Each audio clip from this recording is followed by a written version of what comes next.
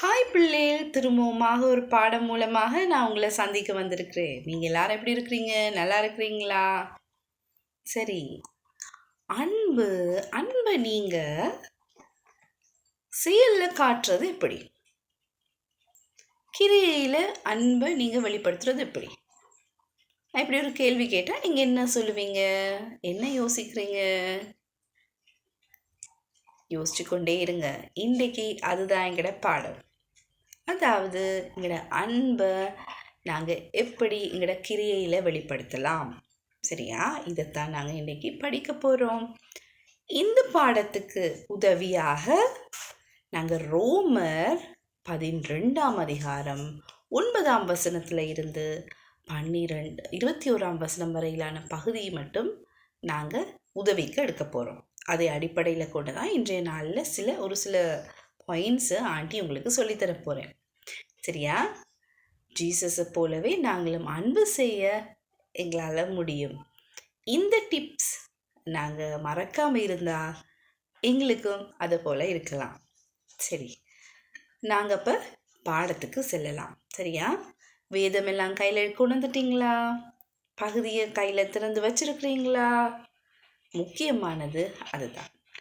இந்த வேதத்தை நீங்கள் எடுத்து ரோமர் 12ஆம் அதிகாரம் 9ஆம் வசனத்துலேருந்து 21ஆம் வசனம் வரையிலான பகுதியை நீங்கள் வாசிக்க போகிறீங்க. அதுக்கு பிறகு வாங்க ஆண்டி பாயிண்ட்ஸை சொல்ல போகிறேன்.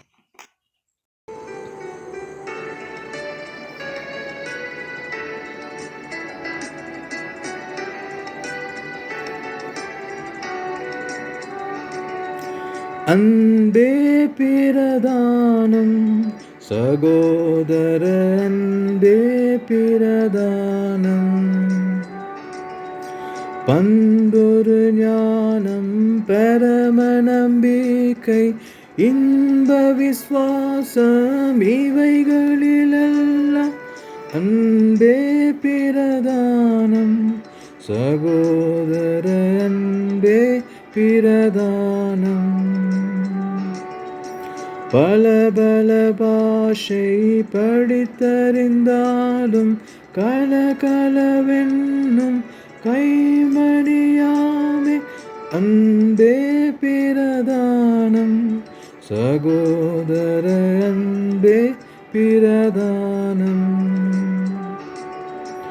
என் பொருள் யாவும் நீந்தளித்தாலும் அன்பில்லையானால் பதிப்பயனில்லை அன்பே பிரதானம் சகோதர அன்பே பிரதானம். ரோமர் 12ஆம் அதிகாரம் 9ஆம் வசனம் முதல் 21ஆம் வசனம் வரை. உங்கள் அன்பு மாயமற்றதாய் இருப்பதாக. தீமையை வெறுத்து நன்மையை பற்றி கொள்ளுங்கள். உடன்பிறப்புகள் போன்று ஒருவருக்கொருவர் உளங்கனிந்த அன்பு காட்டுங்கள். பிறர் உங்களை விட மதிப்புக்கு உரியவரென எண்ணுங்கள். விடாமுயற்சியோடும் ஆர்வம் மிக்க உள்ளத்தோடும் ஆண்டவருக்கு பணிபுரியுங்கள். எதிர்நோக்கி இருப்பதில் மகிழ்ச்சி கொள்ளுங்கள். துன்பத்தில் தளரா மனதுடன் இருங்கள். இறை வேண்டலில் நிலைத்திருங்கள். வறுமையுற்ற இறைமக்களோடு உங்களிடம் உள்ளதை பகிர்ந்து கொள்ளுங்கள். விருந்தோம்பலில் கருத்தாயிருங்கள். உங்களை துன்புறுத்துவோருக்கு ஆசி கூறுங்கள். ஆம், ஆசி கூறுங்கள். சபிக்க வேண்டாம். மகிழ்வாரோடு மகிழுங்கள், அழுவாரோடு அழுங்கள். நீங்கள் ஒரு மனத்தவராய் இருங்கள். உயர்வு மனப்பான்மை கொள்ளாமல் தாழ்நிலையில் உள்ளவர்களோடு நன்கு பழகுங்கள். நீங்கள் உங்களையே அறிவாளிகள் என கருதி பெருமிதம் கொள்ள வேண்டாம். தீமைக்கு பதில் தீமை செய்யாதீர்கள். எல்லா மனிதரும் நலமென கருதுபவை பற்றியே எண்ணுங்கள். இயலுமானால் உங்களால் முடிந்தவரை எல்லாரோடும் அமைதியுடன் வாழுங்கள். அன்பார்ந்தவர்களே, பழி வாங்காதீர்கள். அதை கடவுளின் சினத்திற்கு விட்டுவிடுங்கள். ஏனெனில் மறைநூலில் எழுதியுள்ளவாறு பழிவாங்குவதும் கைமாறு அளிப்பதும் எனக்கு உரியது என்கிறார் ஆண்டவர். நீயோ உன் எதிரி பசியாயிருந்தால் அவனுக்கு உணவு கொடு, அவன் தாகத்தோடு இருந்தால் அவன் குடிக்க கொடு. இவ்வாறு செய்வதால் அவன் தலைமேல் எரிதழலை குவிப்பாய். தீமை உங்களை வெல்ல விடாதீர்கள், நன்மையால் தீமையை வெல்லுங்கள். பாயிண்ட் நம்பர் 1, போலியில் உண்மையாக இருக்கணும். அப்படின்னா என்ன? அகமும் முகமும் யோசிக்கிறது ஒன்றா இருக்கணும். சரியா? உதாரணம் ஒன்று சொல்கிறேன். உங்களோட நண்பர், ஆனால் உங்கள் 2 பேருக்குள்ளே அவர் உங்களை விட நல்ல மார்க்ஸ் எடுத்துட்டாரு. ஆனால் நீங்கள் அவரை பார்த்து சொல்கிறீங்க, கங்க்ராச்சுலேஷன்ஸ், நல்லா செய்திருக்கிறீங்கன்னு சிரிச்சுட்டு கதைக்கிறீங்க. ஆனால் உள்ளுக்கு என்னை விட கூட மார்க்ஸ் எடுத்துட்டாருன்னு கவலைப்படுறீங்க, பொறாமப்படுறீங்க. இது கூடாது. அதாவது நீங்கள் உண்மையாகவே உள்ளுக்குள்ளேயும் அவங்களுக்கு கங்க்ராச்சுலேஷன்ஸ் நீங்கள் சொல்லி சந்தோஷப்படுற மாதிரி சந்தோஷப்படணும். போலி இல்லை, உண்மையாக இருக்கணும். இதுதான் பாயிண்ட் நம்பர் 1. அன்பு வஞ்சனையற்றது. அதனால் நாங்கள் உண்மையாக அன்பு செலுத்தணும்னு சொல்கிறாங்க. அப்போ அதனால் போலி இல்லை, உண்மையானது. Point number 1. பாயிண்ட் நம்பர் 2, நான் தான் எல்லாம், என்னால் தான் எல்லாம் முடியும் அப்படின்ற மென்டாலிட்டி எங்களுக்கு வேணாம். ஒருவரை ஒருவர் கனம் பண்ணுறதுல முந்திக்கொள்ளுங்க. ரைட்? உதாரணத்துக்கு உங்களோட கிளாஸ்லேயே பெஸ்ட் மார்க்ஸ் எடுக்கிற ஒரு நண்பர், சரியா? அவரை பார்த்தா உங்களுக்கு பிடிக்கவே பிடிக்காது, ஒரே உங்களுக்கு பொறாமையாக வருது. அப்படியான மென்டாலிட்டி எங்களுக்கு வேணாம். அவருக்காக நீங்கள் உண்மையாகவே என்ன செய்யணும்? சந்தோஷப்படணும். வெரி குட், நல்லா படிச்சிருக்கிறீங்க, அதனால் நல்ல மார்க்ஸ் நீங்கள் வாங்கியிருக்கிறீங்க அப்படின்னு என்கரேஜ் பண்ணணும். அதனால் நாங்கள் ஒரு ஆள் கனம் பண்ணுறதுல முந்திக்கொள்ளணும். எங்களோட தலையில் என்ன இருக்கக்கூடாது? என்னால் தான் எல்லாம் முடியும், நான் தான் எல்லாம் செய்திருக்கிறேன் அப்படின்ற மென்டாலிட்டி எங்களுக்கு வேணாம். அதால் பாயிண்ட் நம்பர் 2, எங்களுக்கு இப்படியான மென்டாலிட்டி வேணாம்.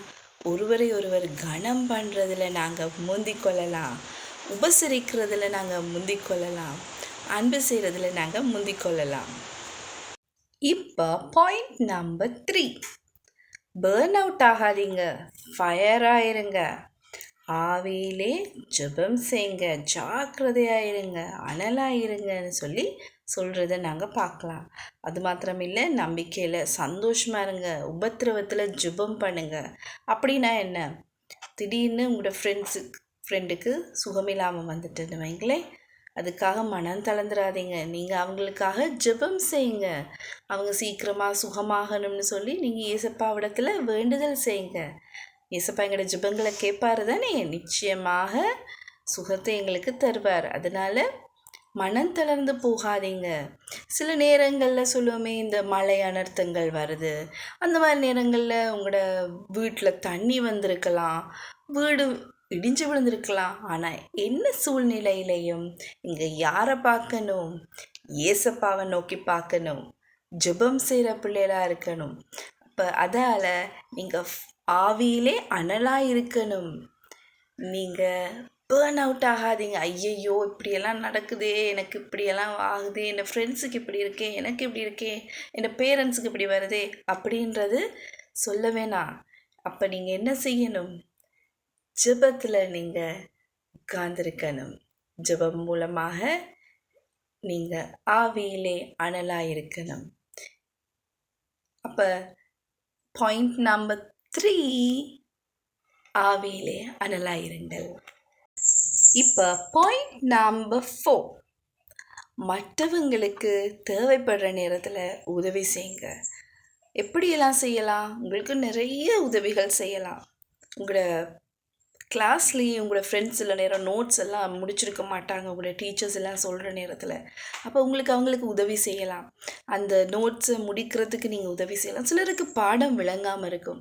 சில நேரம் மேக்ஸ்ன்னு சொன்னால் எல்லாருக்குமே விளங்காது. ஆனால் நீங்கள் என்ன செய்யலாம்? விளங்காத ஆட்களுக்கு போய் சொல்லி கொடுக்கலாம்.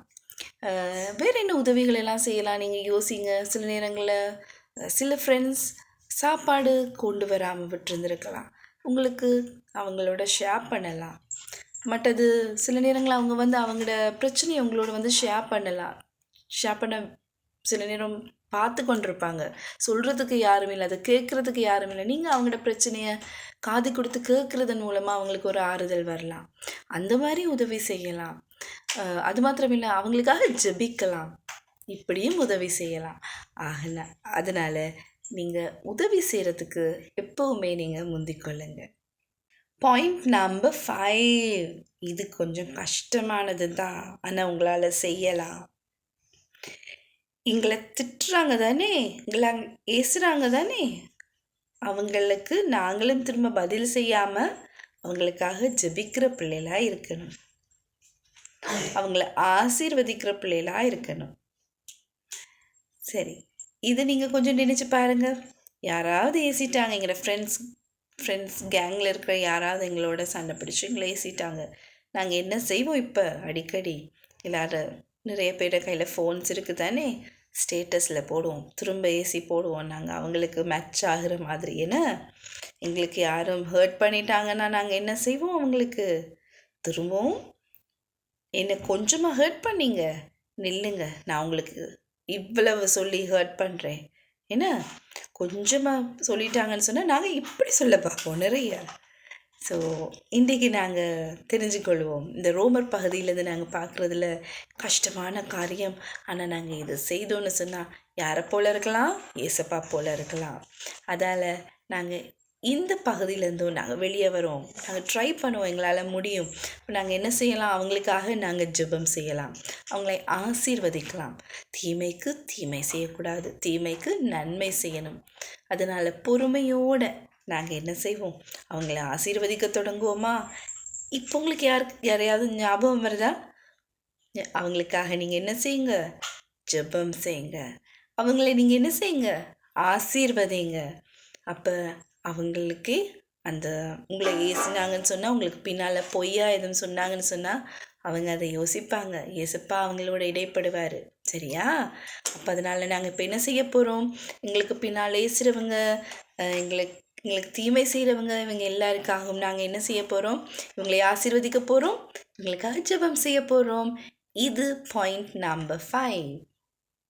பாயிண்ட் நம்பர் 6, சமாதான தூதனாக நீங்கள் இருக்க போகிறீங்க. சமாதான தூதனாக இருங்க. அப்படி இருக்கலாம்? சண்டை வந்தால் நான் முதல்ல சொன்ன மாதிரி சண்டைக்கு சண்டைன்னு இல்லாமல் நீங்கள் என்ன செய்யலாம்? சமாதானம் பண்ணலாம். ஏன்னா உங்களோட 2 ஃப்ரெண்ட்ஸ் சண்டை பிடிச்சாங்கன்னா நீங்கள் அவங்களுக்கு மத்தியில் போய் அவங்கள சமாதானம் பண்ணி வைக்கலாம். அது மாத்திரமில்லை, வேதத்தில் நாங்கள் பார்க்குறோம், எல்லாரோடையும் இயலுமான வரையில் சமாதானமாக இருக்க சொல்லப்படுகிறத நாங்கள் பார்க்கலாம். நாங்கள் தாழ்மையோடு நாங்கள் எல்லாரோடையும் சமாதானமாய், முடிந்த அளவில் சண்டை பிடிக்காமல் நாங்கள் சமாதானமாக இருக்க பார்க்கலாம். சரியா? இது பாயிண்ட் நம்பர் 6. அப்போ நாங்கள் இவ்வளவு நேரம் இந்த 6 பாயிண்ட்ஸையும் நாங்கள் பார்த்தோம்.